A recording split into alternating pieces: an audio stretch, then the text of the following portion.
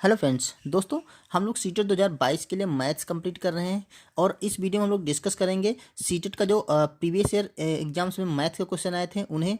तो यहाँ पर पहला क्वेश्चन मैंने लिया है जो 6 जनवरी 2022 को सीटेट का पेपर आया था। उसमें जो मैथ्स का क्वेश्चन एक ये आया था, 25 मिलियन को भारतीय संख्या प्रणाली में क्या लिखा जाता है। दोस्तों ये मिलियन जो होता है, मिलियन या बिलियन, ठीक है, ये सब फॉरेन कंट्री में चलते हैं, ठीक है, लेकिन इंडियन सिस्टम में तो यही हज़ार, लाख, सैकड़ा, दहाई का ये चलता है ना। तो इस फॉर्म में 25 मिलियन को क्या लिखा जाएगा। तो दोस्तों जो 25 मिलियन होता है ऐसे लिख सकते हैं, 25 मिलियन, ठीक है। और 1 मिलियन जो होता है वो बराबर 10 लाख के बराबर होता है, 10 लाख, ठीक है।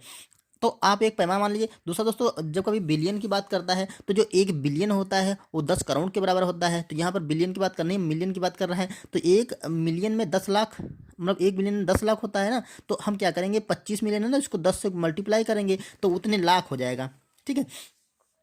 तो यहाँ पर क्या करेंगे, देखिए 25 लिखा है, 25 मिलियन, अब मिलियन को हटा करके हम 10 लाख से मल्टीप्लाई करेंगे तो ये 10 लाख से मल्टीप्लाई कर देंगे, ठीक है। तो ये हो जाएगा हमारा 250 लाख, ठीक है।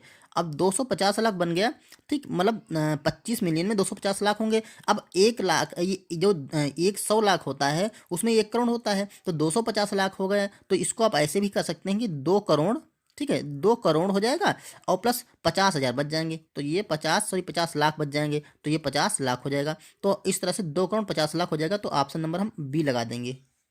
अब दूसरा तरीका दोस्तों, इसको ऐसे कर सकते हैं, देखिए 250 दे रखा है, ठीक है, इसमें लाख है, तो 1 लाख में कितने होते हैं, देखिए इकाई, दहाई, सैकड़ा, हज़ार, 10,000, लाख, ये 1 लाख हो गया। तो आप इसको आप देख लीजिए क्या बनेगा। तो 250, इसके अगर हम 5 जीरो बढ़ा लेंगे, 1 2 3 4 और 5 जीरो। अब इसे पढ़ लीजिए, इकाई, दहाई, सैकड़ा, हज़ार, 10,000, लाख, 10 लाख, करोड़, तो 2 करोड़ 50 लाख, वही बन गया 2 करोड़ 50 लाख। तो 2 करोड़ 50 लाख, चाहे ऐसे आप देख लीजिए चाहे ऐसे देख लीजिए। ओके, चलिए नेक्स्ट क्वेश्चन करते हैं।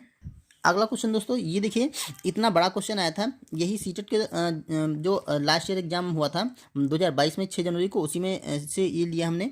तो ये 5, देखिए मैं 5 अंकों की संख्या हूँ जो कि 5 से विभाजित हो जाती है, ठीक है, लेकिन 10 से नहीं। 5 से विभाजित हो जाती है लेकिन 10 से नहीं। मेरी दहाई और हज़ार के अंक क्रमशः दूसरी तीसरी अभाज्य संख्याएं हैं। सैकड़े का अंक सम अभाज्य है और 10,000 स्थान का अंक उसका आधा है। मैं कौन हूँ, मतलब हमें संख्या पहचाननी है। इतनी सारी इंफॉर्मेशन दे रखी है, ठीक है, हमें संख्या पहचाननी, तो हमें इसमें कोई कैलकुलेशन नहीं करना। आप इसको ऐसे देखिए, 5 अंकों की संख्या, देखिए ऑप्शन से देखिए सारी संख्याएं 5 अंकों की हैं, ठीक है, तो हम कभी किसी को रिजेक्ट नहीं कर सकते। फिर कहता जो 5 से विभाजित हो जाती है लेकिन 10 से नहीं। अब दोस्तों जो 5 से संख्या विभाजित होती है तो उस संख्या के लास्ट में जो अंक होगा वो 5 होगा, ठीक है, इकाई का अंक उसका 5 होगा।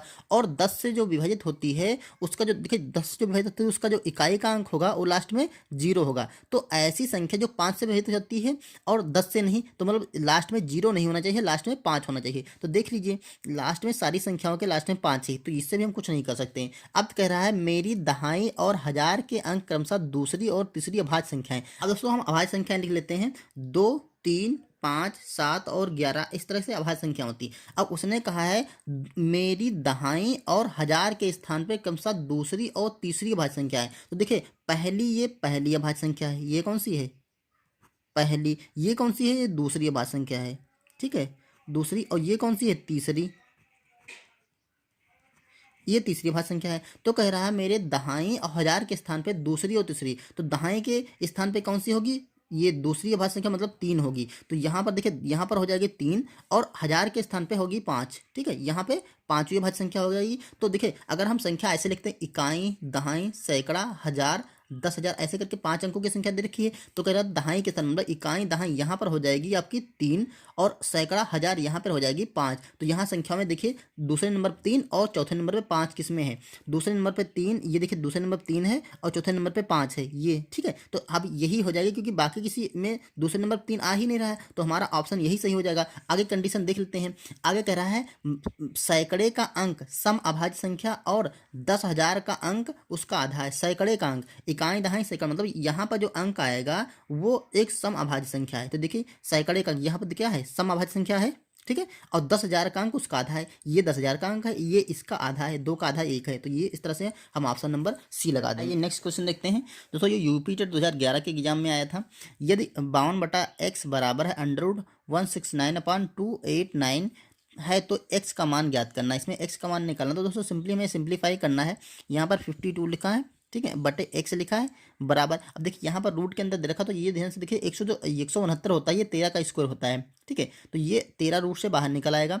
और जो नीचे 189 होता है, ये 217 का स्क्वायर होता है, ये 17 का आपका स्क्वायर है, ठीक है, और ये 13 का स्क्वायर है आपका, ठीक। तो ये नीचे हम 17 लिख लेंगे, ठीक। अब कह रहा है इसमें x की वैल्यू निकालनी है, तो हम क्या करेंगे, इसको क्रॉस मल्टीप्लाई कर लेंगे। देखिए x की 13 से मल्टीप्लाई कर, तो ये हो जाएगा x गुणा 13 बराबर, ये हो जाएगा आपका 52 गुणा 17। अब मैं x का मान निकालना ना, तो x इधर रोक लेंगे और बाकी जो 13 है इसको बराबर के इधर ले जाएंगे, तो ये 52 गुणा 17/13, ठीक है। ये इधर मल्टीप्लाई में नीचे जाएगा, डिवाइड में हो जाएगा इधर, तो 13 से काट ले, 13 कम 13, तो 4 तो ये 4 बार जाएगा। अब ये देखो 4 गुणा 17 हो जाएगा, तो 17 3 51, 17 चौकू 68, 6 है 8 का 68, ये हमारा आंसर हो जाएगा इसका सिंपली, ठीक है। तो ऑप्शन नंबर हम देखें ए लगा देंगे, ओके।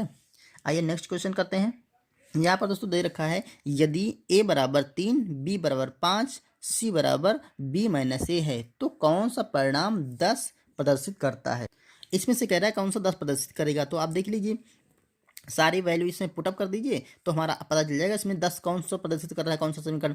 यहाँ पर एक चीज़ देख लीजिए, सी की जो वैल्यू है वो दे रखा है b-a, और b का मान 5 है, a का मान 3, तो यहाँ पर c का मान निकाल लेते हैं। यहाँ पे 5 रख देते हैं, a की जगह रख देते हैं हम 3, तो यहाँ पर c का मान जो निकलेगा आपका, तो ये निकल आएगा आपका 2, ठीक। अब सारे मान इसमें रख के देख लेते हैं। देखो इसमें रखेंगे पहले, तो b प्लस a करेंगे, b और a प्लस b करेंगे, तो a देखो 5 है और b 3 है, तो यहाँ पर कितना हो जाएगा 8, और माइनस का c करेंगे, मतलब माइनस का 2 करेंगे, तो ये कितना हो जाएगा 8 से यहाँ पर 2 करेंगे, 8 से 2 जाएगा, तो यहाँ पर 6 बचेगा, तो ये तो हमारा ऑप्शन गलत हो गया।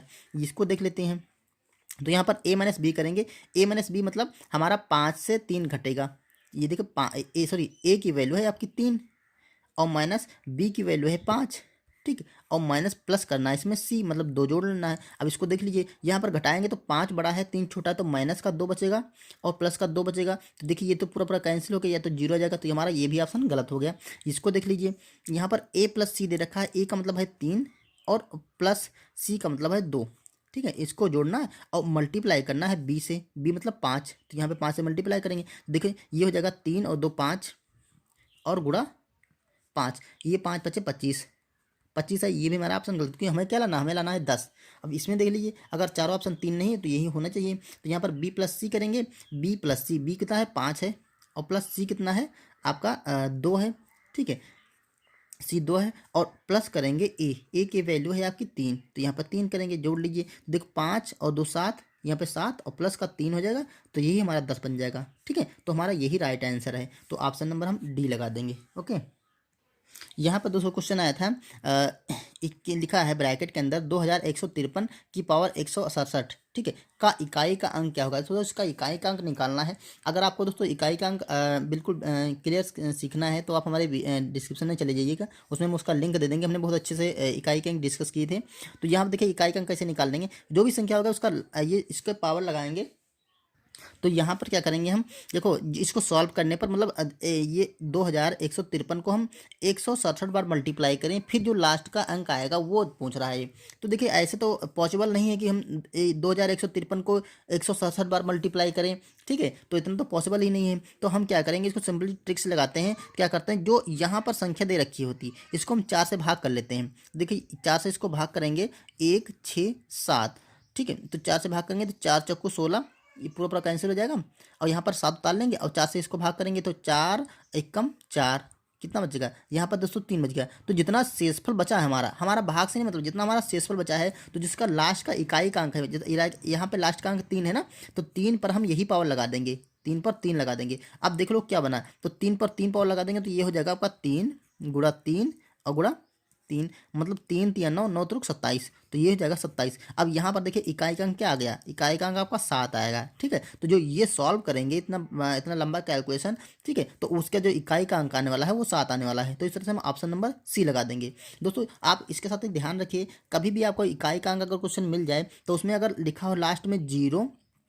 1 5 और 6, अगर ये अंक लास्ट में दे रखे, जैसे यहाँ पर 3 दे रखा था, ठीक है, अगर उस कुछ क्वेश्चन में ये लास्ट में अंक दे रखे हो तो इकाई का अंक कभी भी चेंज नहीं होगा, यही आप ऑप्शन में यही लगा देंगे कि यही इकाई का अंक होगा। क्लियर। इसके अतिरिक्त अगर आपका इकाई का अंक यहाँ पर जो पावर होती है वो अगर आपकी 4 से भाग हो जाती है, अगर ये अंक नहीं है तो हमें पावर को 4 से भाग करना होता है। अगर पावर 4 से डिवाइड हो जाती है तो जो यहाँ पर अगर सम संख्या है, ठीक है, तो इकाई का अंक आपका 6 आएगा। अगर विषम संख्या है तो इकाई का अंक आपका 1 आएगा। ये भी आपको ध्यान रखना है, जब ये वाले अंक नहीं होंगे, लास्ट में कोई और अंक होगा, ठीक है। और इसके अतिरिक्त अगर पावर 4 से विभाजित नहीं होती, जैसे इस क्वेश्चन में था पावर 4 से विभाजित पूरी नहीं हुई थी, तो जो आपका शेषफल बचेगा उसी को यहाँ पे पावर लगा करके देख लेंगे ये इकाई का अंक कौन सा आएगा। ओके, तो दोस्तों ये कुछ क्वेश्चन थे जो आपकी एग्जाम के लिए हेल्पफुल होंगे, ठीक है, और आपकी समझ में भी आए होंगे। अगर आपको दोस्तों वीडियो अच्छा लगा हो तो इसे लाइक कर दीजिए, चैनल पर नए तो सब्सक्राइब कर लीजिए।